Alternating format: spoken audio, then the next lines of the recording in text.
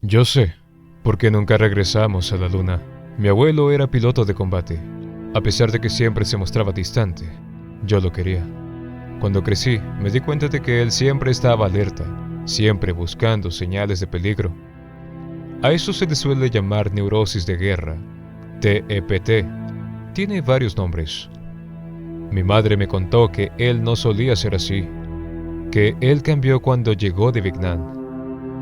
La profesión de mi abuelo fue el motivo de mi obsesión por el espacio, astronautas, aviones y pilotos. Solíamos hablar de esos temas cuando estábamos juntos. Él realmente fue un muy habilidoso oficial de alto rango dentro del ejército. Tenía buenos contactos e incluso conocía astronautas reconocidos. Cuando le pregunté si había conocido a un astronauta que hubiera estado en la Luna, él simplemente me dijo: "No me hables jamás de la Luna, muchacho. Es un lugar oscuro y malvado". Él murió en 2004 de causas naturales. Hace 2 meses decidimos renovar la vieja casa de mis abuelos. Mientras limpiábamos el ático, encontré una vieja caja metálica. En la caja había numerosos objetos que asumí le pertenecían a mi abuelo. Había una medalla militar, un montón de papeles y una vieja foto de mi abuelo con otros 2 hombres que no reconocí. Mi abuelo aparentaba unos 40 años, así que asumí que la foto fue tomada en los 70. Todos ellos vestían trajes espaciales, y la escena mostraba el típico fondo usado por la NASA. Sin embargo, el logo no estaba presente, solo un fondo monocromo, vacío. En el parche de la misión se leía: "Invasor del Alba". No entendía nada. ¿Mi abuelo fue un astronauta? ¿Por qué nunca le contó a nadie sobre ello? ¿Invasor del Alba? Nunca había oído de tal misión. Lo debieron de haber encubierto muy bien, pero ¿por qué? Encontré la respuesta en los papeles al fondo de la caja. Voy a reescribir los contenidos originales, pero advierto que mucha gente podría encontrar la información muy perturbadora. Querida familia, si alguna vez llegan a encontrar esto, debo confesar algo. Yo no estuve en Vietnam en 1972.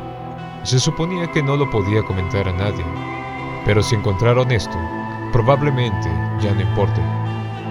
En 1965, yo y un puñado de otros pilotos fuimos seleccionados para integrar un grupo no público de astronautas que participarían en misiones espaciales encubiertas para nuestro gobierno.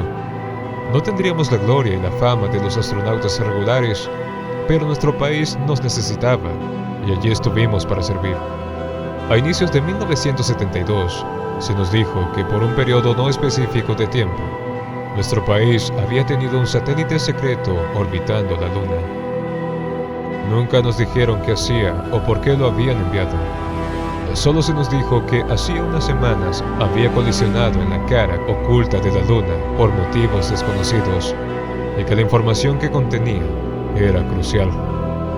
El gobierno necesitaba recuperar esa información y por lo tanto me enviarían a mí y a otros 2 astronautas a recuperar la memoria del satélite. El equipamiento preparado para el Apolo 18 fue transferido a nosotros y por lo que nos comentaban, supimos que el equipo del Apolo estaba furioso. Y después de todo, tenían razones para estarlo. Al parecer, la gente por la que le trabajábamos era mucho más poderosa que la NASA. Obviamente, la misión era de máximo secreto. A nivel oficial, yo fui desplegado en Vietnam, pero en realidad estuve bajo un extenso régimen de entrenamientos para la misión. Después de un par de semanas, nos encontrábamos frente a la plataforma de lanzamiento, contemplando el gigantesco cohete que nos llevaría a la Luna. Fui el comandante de la misión, mientras que el teniente Carver era el piloto del módulo lunar LEM y el teniente Ackerman era el piloto del módulo de mando CSM. El viaje a la Luna nos tomó cerca de 3 días. Al llegar, orbitamos un par de veces la Luna. Cada vez que pasábamos el horizonte creado por la misma Luna, sentía un poco de impotencia cuando nuestra comunicación con el mundo se cortaba, ya que la señal se interrumpía debido a la masa esférica de roca y polvo que teníamos debajo. La La cara oculta de la luna no era como la cara visible que vemos diariamente. En lugar de lisos campos grises y mares lunares, el lado oscuro estaba cubierto por profundos y oscuros cráteres y hoyos, como si el mismo universo la estuviera carcomiendo. Finalmente se decidió iniciar el descenso a la superficie. Carver y yo nos deseamos buena suerte con Ackerman.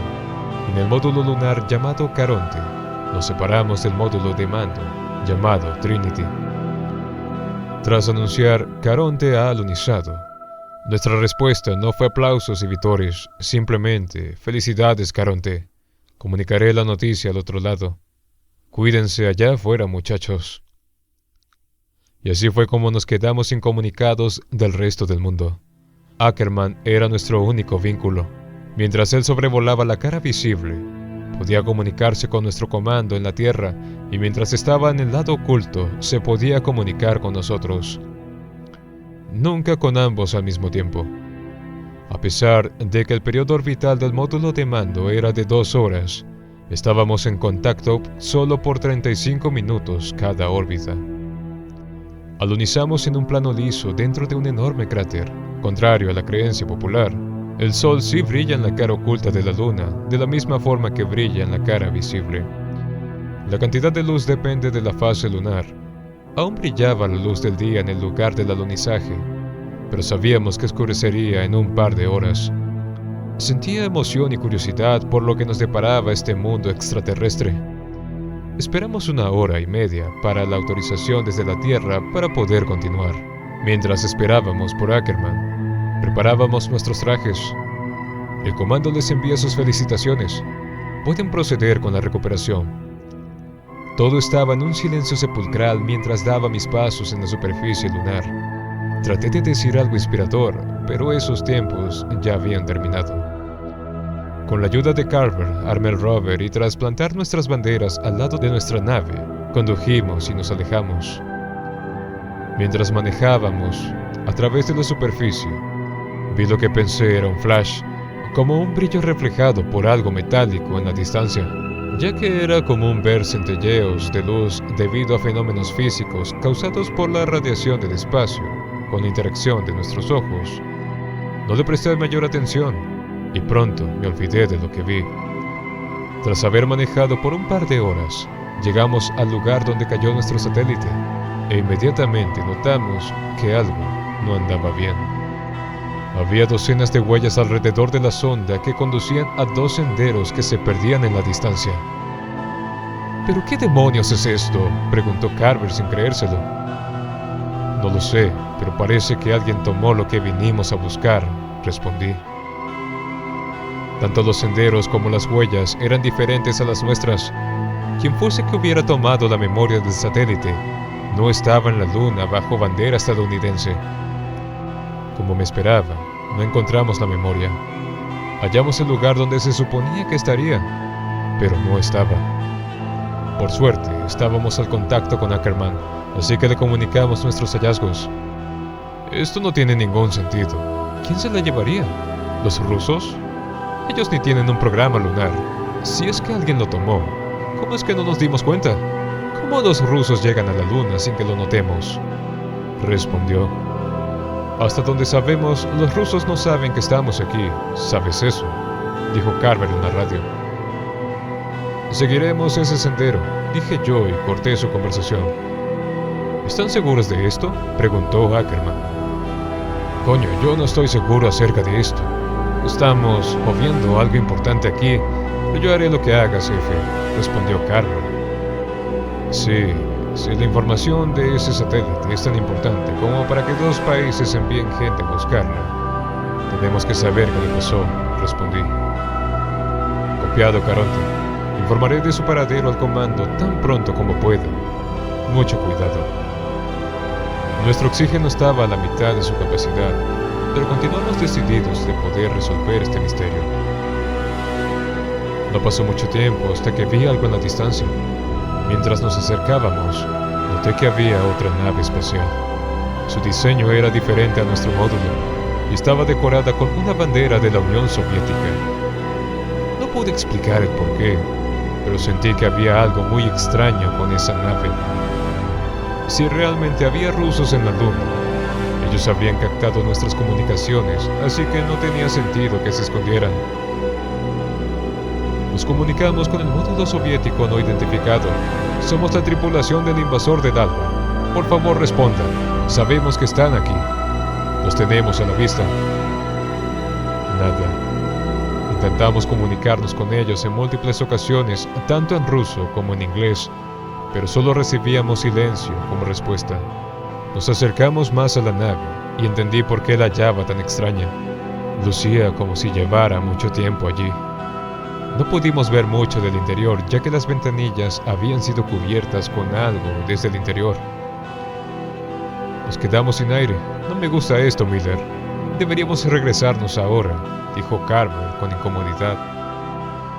Lo sé, pero tenemos que averiguar qué está pasando aquí. Nos tomó un tiempo hasta que resolvimos cómo abrir la esclusa de aire. No había nadie. El interior era un desastre y estaba salpicado con un fluido rojizo marrón que supuse era el contenido de uno de los varios empaques de comida abiertos en el suelo. ¿O era otra cosa? Rápidamente saqué ese pensamiento de mi mente. Era una nave para dos. Había una cantidad de suplementos y muestras, pero ninguna señal de la memoria del satélite. Había un traje espacial colgado en el muro cerca de la esclusa del aire. Una nave de 2 ocupantes y un traje espacial con la etiqueta del nombre perdida. Rápidamente nos dimos cuenta que el otro cosmonauta debía estar afuera, en algún lado. Para el momento estábamos críticos de oxígeno, así que nos fuimos rápidamente a nuestra nave. Mientras llegábamos al Caronte, con el poco de oxígeno que nos quedaba, noté algo. Carver, dime si son cosas mías, pero ¿llegamos a pasar por el lugar de choque del satélite?, pregunté. Coño, ni lo menciones. Los restos del satélite no estaban en el sitio de choque. Es cierto. Más tarde le compartimos nuestros descubrimientos a Ackerman y quedó sorprendido. El comando en la Tierra también estaba sorprendido con nuestros hallazgos. Esa noche hice guardia por las primeras 4 horas. No era realmente de noche, ya que el sol aún brillaba, pero por el bien de llevar una cronología apropiada, nos referíamos al tiempo que dormíamos como noche. Cuando llegó mi turno de dormir, tuve un sueño donde seguía el flash de luz que vi el día anterior. Caminaba interminablemente hasta que por fin hallaba el traje espacial de la nave rusa, yaciendo en el polvo. Las extremidades se hallaban contorsionadas de una forma grotesca, pero era claro que algo o alguien estaba dentro del traje. Me acerqué y lentamente empecé a levantar el visor que oscurecía el interior del casco. Miré con terror, ya que en el interior estaba mi rostro cubierto con sangre seca, y donde deberían estar mis ojos, habían 2 espacios vacíos. Al día siguiente, empezamos a recibir transmisiones de un canal no utilizado de nuestra radio. Era una señal que se desvanecía, proveniente de algún lugar dentro del cráter. Tratamos de mejorar la señal con los altavoces, pero no tenía sentido.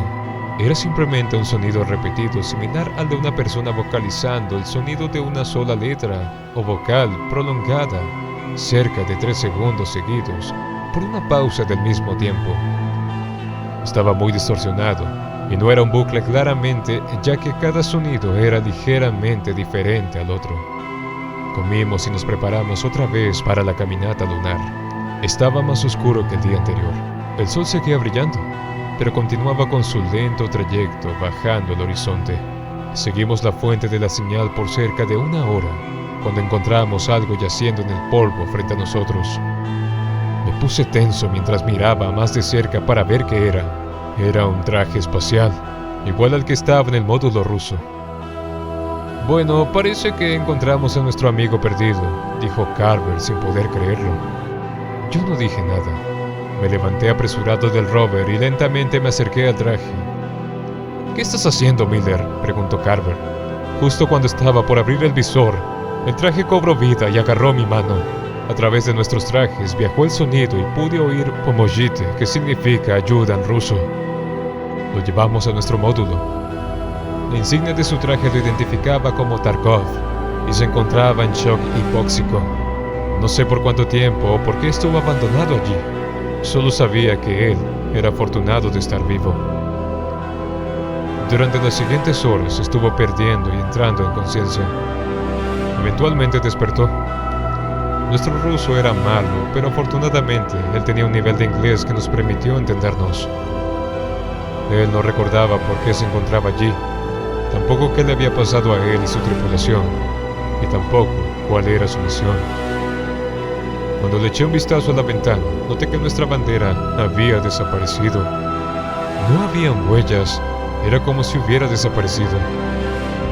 Fue en este momento que nos preocupamos realmente y solicitamos dar por finalizada la misión, pero el comando rehusó, argumentando que la recuperación de la memoria del satélite era crucial. Decidimos continuar la búsqueda al día siguiente y fuimos a dormir. Volví a tener la misma pesadilla de la noche anterior. Desperté aterrado y empapado en sudor. Y fue cuando entonces vi a Tarkov parado frente a la ventana, observando el exterior. Luego caminó hacia Carver y permaneció frente a él mirándolo por un par de minutos mientras dormía. Calladamente le pregunté, ¿qué estás haciendo, Tarkov? Pero simplemente se limitó a murmurar algo que sonaba a ellos o cuando, y luego se recostó. No dormí por el resto de la noche y me dediqué a vigilar a Tarkov, pero nada interesante ocurrió. Al día siguiente encontramos en uno de los bolsillos de Tarkov la foto de un mapa del cráter en el que nos encontrábamos. Había un punto marcado con una cruz a unos cuantos kilómetros de donde estábamos. Tarkov no sabía que había allí. Sin embargo, noté que esa era la dirección donde había visto el flash de luz el día que llegamos. Tenía que ir y ver qué había allí. Carver y yo salimos y nos dirigimos a ese lugar misterioso, mientras que Tarkov nos esperaría en el Caronte. Siendo honesto, el rover tenía suficiente potencia como para llevarnos a los tres, pero mentí argumentando que no podía y que por eso él se tenía que quedar. No confío en este tipo, le dije a Carver una vez me aseguré de que Tarkov estaba fuera de la cobertura de nuestra radio. Llegamos a la luna, no encontramos la memoria, de pronto el satélite desaparece. Luego encontramos a un ruso que debería estar muerto, que no recuerda la última vez que cagó. Y ahora vamos rumbo a un lugar que no tiene importancia relevante, marcado en su mapa, del que no sabe nada. No confío en ninguno de los pasos que estoy dando, me contestó. Más tarde me preguntó, ¿qué vamos a hacer con él? Aún no sé, pero no nos lo podemos llevar. Ni el módulo lunar, ni el módulo de mando están diseñados para llevar tripulantes extras. ¿Sabes eso?, respondí. Me temo que él también sabe eso, respondió Carver. El sol se ocultaba. Tras manejar un rato nos encontramos con algo que hasta el día de hoy me sigue desconcertando. Enfrente de nosotros había algo que solo puedo describir como una pirámide de 3 lados. Tendría unos 3 metros de altura y su superficie era totalmente lisa y negra como la noche. ¿Pero qué es esto?, preguntó Carver con un temblor en la voz. Caminamos alrededor de la estructura mientras la fotografiábamos. ¿Pero qué coño?, escuché exclamar en mi radio y me volteé solo para encontrarme a Carver congelado en su sitio mirando algo. Allí, con la poca luz que quedaba, había un traje espacial a 6 metros de nosotros. Noté que era el traje espacial que estaba en la nave rusa, el que no tenía etiqueta con el nombre y estaba erguido en sus pies. El visor estaba levantado y revelaba algo que me sigue aterrando hasta hoy. Estaba vacío. El traje estaba vacío, pero estaba erguido. Recobré mis sentidos y escuché un ruido desgarrador proveniente de mi radio. «Ustedes no pertenecen aquí», decía una voz profunda, baja y distorsionada. Luego de la nada fuimos cegados por un intenso flash de luz.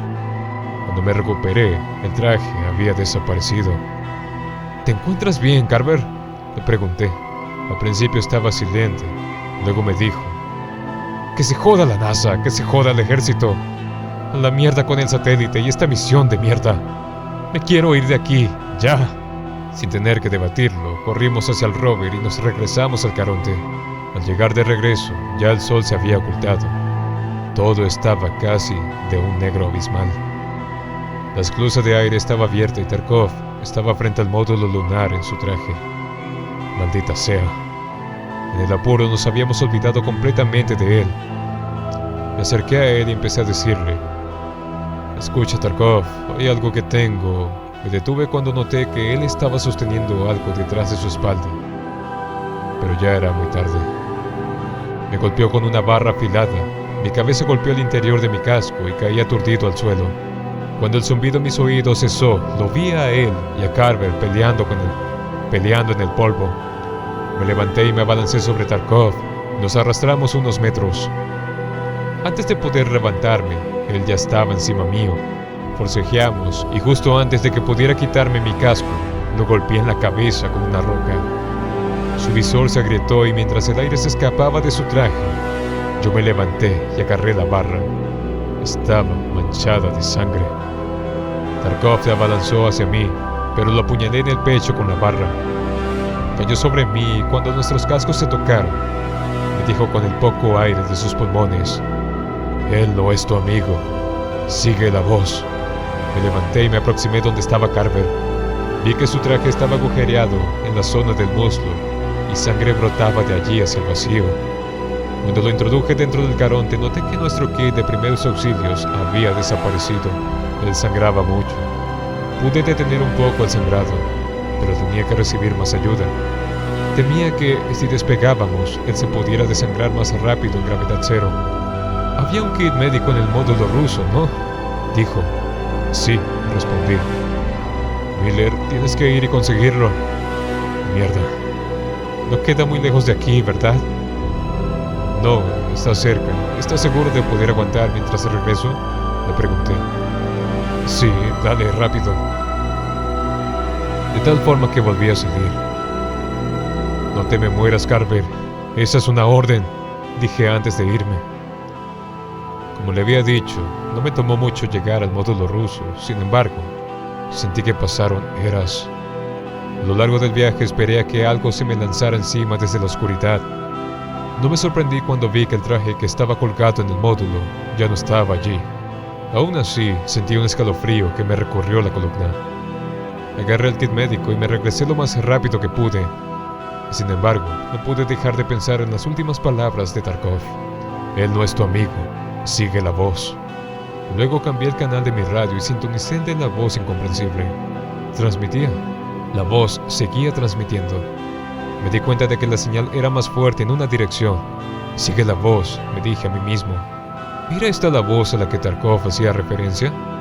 ¿Quién no es mi amigo? ¿Tarkov? ¿Carver? ¿El comando de misión en la Tierra? Tenía que averiguarlo. Me dirigí en dirección a la señal. Tras haber manejado por al menos 15 minutos, llegué a un pequeño cráter de unos 30 metros de diámetro. Con mi linterna encendida pude ver que había algo adentro, pero no lo podía distinguir. Me acerqué al borde, me adentré al cráter y aumenté la intensidad de mi linterna. Me quedé paralizado de terror puro. Sentí que fueron horas. En el medio del cráter había un bloque rectangular hecho del mismo material de la pirámide, y encima del mismo yacía un cuerpo. Sus extremidades estaban retorcidas de las formas más grotescas posibles. Tenía 2 agujeros en el lugar donde habrían estado los ojos. Era Carver. Y había una pequeña caja metida dentro de su boca. Era la memoria del satélite. Agarré la caja y salí corriendo de allí lo más rápido que pude. Carver estaba muerto. Sí, Carver estaba muerto. ¿Quién era la persona que había dejado en el caronte? Él no es tu amigo, eran las palabras que tuve en mente todo el trayecto de regreso. Al regresar, el cuerpo de Tarkov había desaparecido, pero Carver seguía allí, desangrándose. Pero ese no era Carver. ¿Qué era esa cosa? «Gracias a Dios estás de regreso, Miller», dijo Carver.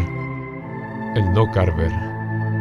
Carver estaba muerto, mutilado, muerto. «¿Estás bien, Miller?», preguntó el no Carver. «Sí, conseguí el kit», dije.